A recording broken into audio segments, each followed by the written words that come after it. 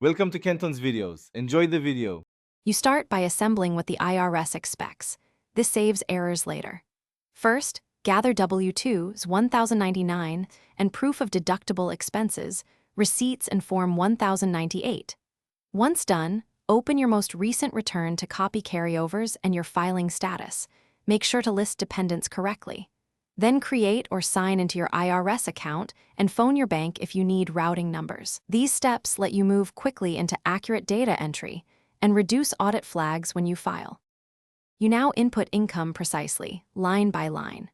Start with wages from Form W-2, then add interest, dividends, and any Form 1099 amounts. Double-check decimals and employer ID. Next, decide standard versus itemized deductions.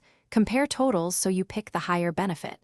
If itemizing, list mortgage interest, charity gifts, and medical costs above your floor. Then apply above-the-line adjustments like IRA contributions or student loan interest. These choices change your taxable income, so take a moment to verify each figure before moving on. You finish by reconciling every total and running simple math checks.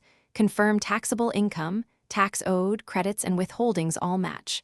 Once confident, choose e-file with direct deposit for the fastest refund or print, sign, and mail if required. Make sure to sign and date. Unsigned paper returns are rejected. If something goes wrong, misstated income, or missing credit, amend using Form 1040X and include corrected schedules. Finally, retain copies and note the IRS acknowledgement or tracking. Thanks for watching. Consider subscribing if we helped you.